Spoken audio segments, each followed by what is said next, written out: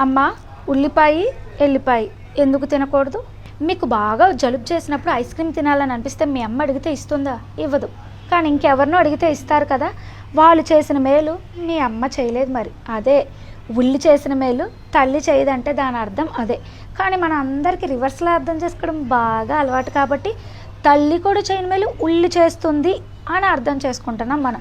అది కట్ చేసినప్పుడే చెప్తుంది, నన్ను కట్ చేస్తుంటే మీ కళ్ళమని నీళ్ళు ఎలా కాడతాయి, మీ జీవితంలో కూడా మీ తామసిక రాజసిక గుణాలని పెంచుకుంటారు, నా వల్ల ఏడుపే మిగులుతుందిరా అని చెప్తుంది ఉల్లిపాయ.